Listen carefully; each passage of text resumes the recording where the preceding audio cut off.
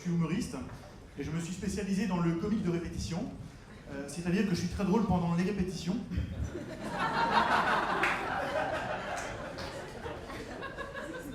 Bon, j'ai pas toujours été humoriste, hein. Quand j'étais petit, j'étais fasciné par les chercheurs et les inventeurs. Et je me suis donc lancé dans des études scientifiques passionnantes. Saviez-vous par exemple que les grandes découvertes ont toujours été faites par hasard? Le jour où j'ai appris ça, j'ai arrêté direct mes études. J'attends. En fait, j'ai jamais été très bon à l'école. Pourtant, un jour, j'ai promis à mes parents que cette année, j'allais redoubler d'efforts. Et effectivement, j'ai redoublé. Mais pas d'efforts. Vous avez remarqué qu'on demande aux enfants le métier qu'ils veulent faire plus tard, alors qu'on est amené à faire plusieurs métiers dans une vie. Moi, je suis passé devant un coiffeur, il y avait marqué crêpe chignon. Il faisait les deux. Obligé de faire crêperie pour survivre. Un jour, les profs enseigneront plusieurs matières en même temps. Prof de danse et de mécanique avec les derviches tourneurs-fraiseurs. Pourquoi pas? Quand on grandit, on se rend compte que le plus difficile, c'est pas de choisir un métier, mais c'est de trouver un emploi. Et moi, je me souviens encore de mon premier entretien d'embauche devant un DRH. Alors, un DRH, comment vous expliquer? C'est un type qui ne connaît absolument rien à votre métier, mais c'est quand même lui qui va décider si vous êtes apte à le faire ou non. Et alors pour ça, il a une méthode infaillible, il pose des questions qui n'ont rien à voir. Il ne connaît rien, il essaye au pif, quoi. Par exemple, si vous deviez vous retrouver sur une île déserte, qu'est-ce que vous emmèneriez? Pourquoi? Vous délocalisez?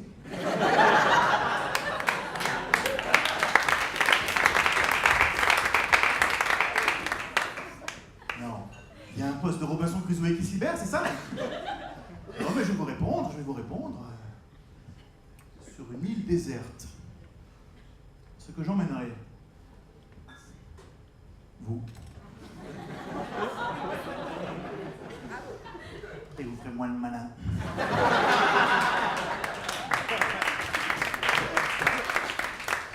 J'ai pas été pris. Soi-disant que j'avais pas le profil. Alors qu'il m'avait vu que de face. Pas le profil, c'est pas un emploi d'Égyptien que je cherche, hein. Et c'est de la discrimination de recruter les gens en fonction de leur physique. Pourtant, dans bien des métiers exercés par des femmes, le critère de sélection, ce sera la beauté. Pour compenser cette terrible injustice, l'État a créé des emplois moches. Les pervenches.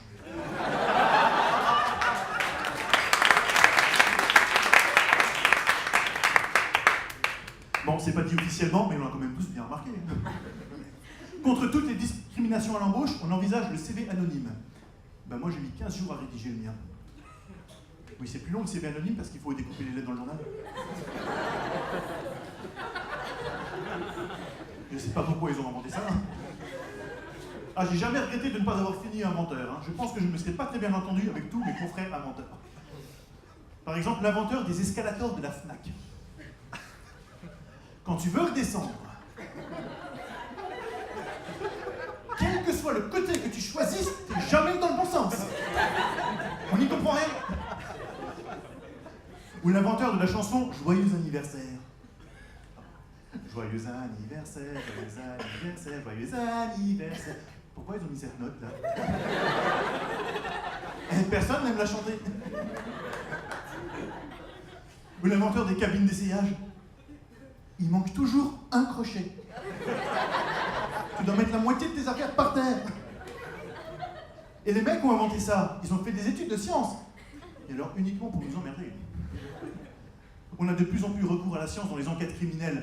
On lit souvent dans le journal « Le coupable a été confondu grâce à son ADN ». Moi, je croyais que l'ADN, c'était justement pour pas qu'on confonde. Et à partir d'un échantillon d'ADN de mammouth, les scientifiques arriveraient à reconstituer entièrement l'animal. Ouais, super.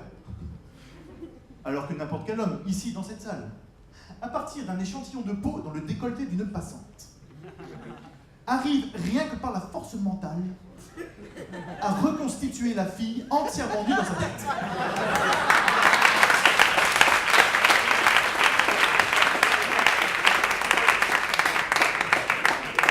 identique, mesdames et messieurs.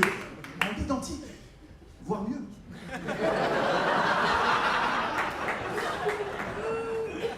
C'est autrement plus excitant qu'un mammouth.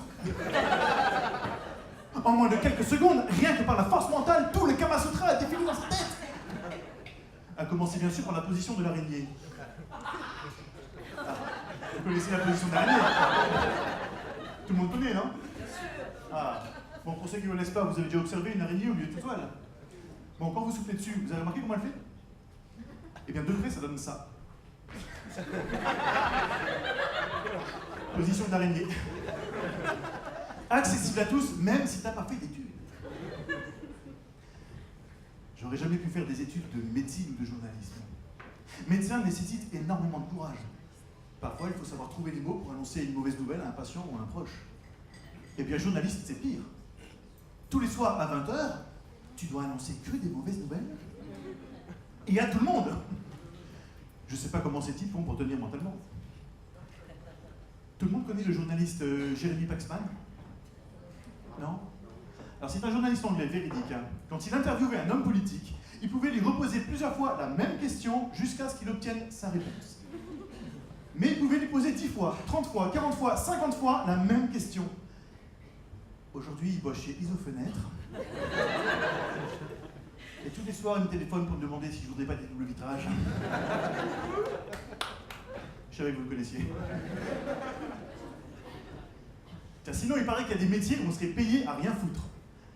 Eh bien, j'ai calculé, c'est pas intéressant. Les heures sup sont pas rémunérées. Parce que rien foutre, c'est comme le sport.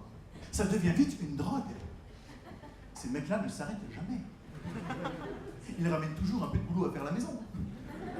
Alors ils pourraient sortir ou aller voir des amis. Non, eux, ils bossent. Vautrer devant la télé.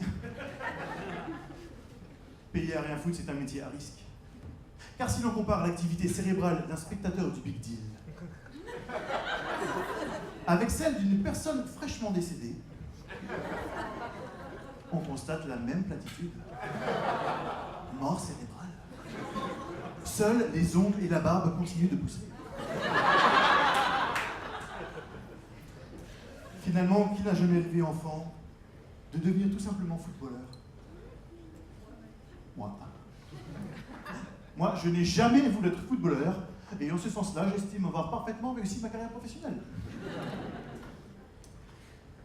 Depuis mon enfance, j'ai pas vu le temps passer. Et pourtant, il est passé. J'ai des preuves. Il y a plein de choses qui ont changé. Aujourd'hui, il y a les droits de l'enfant. Quand j'étais petit, il n'y avait que les devoirs. On a même changé de climat. Je ne sais pas si vous vous rappelez la tempête de 99, mais on aurait vu des vents à plus de 160 km/h. Ils sont fait flasher sur l'autoroute. Alors, ironie du sort, au moment du flash, il y avait un pauvre petit écologiste qui passait avec sa douche, là, pouf. 160 avec ma 2 chevaux. Je me suis souvent demandé pourquoi les écologistes avaient toujours des voitures qui polluaient plus que celles des autres. On peut tous faire des petits gestes écologiques simples au quotidien, comme prendre une douche plutôt qu'un bain. Au moins, à chaque fois qu'il m'arrive de prendre un bain pour me donner bonne conscience, je prends une douche tout de suite après. Il y a 20 ans, on a voulu nous faire croire que le nuage de Tchernobyl se serait arrêté à la frontière allemande. Alors qu'on a très bien vu les malformations à la naissance que ça a donné. Atrophie des doigts, déboîtement des épaules. T'as vu le nombre de mecs qui marchent comme ça?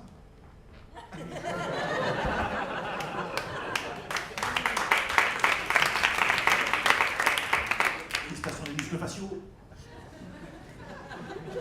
Non, ce que j'attends surtout maintenant, c'est le réchauffement de la planète.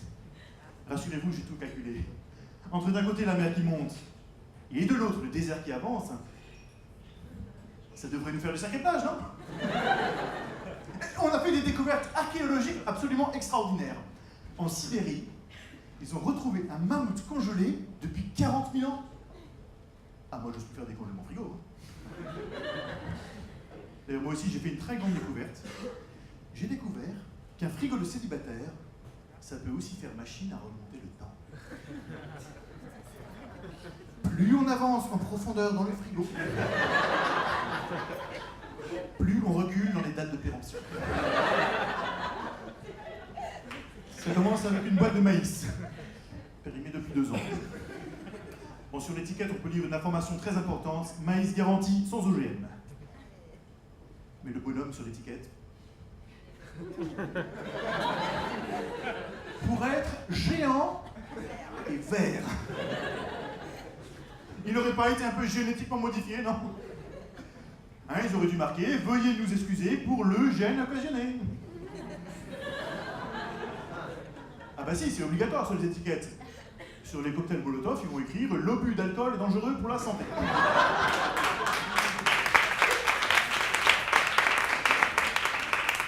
Au 2e étage de notre frigo, il y a un truc que j'aime bien, mais il n'y a jamais d'étiquette dessus. Ce sont les comme ça. Les comme ça. Tout le monde connaît les comme ça. Bah, les comme ça, les pâtisseries orientales. On ne sait jamais comment ça s'appelle. Je voudrais un comme ça. Un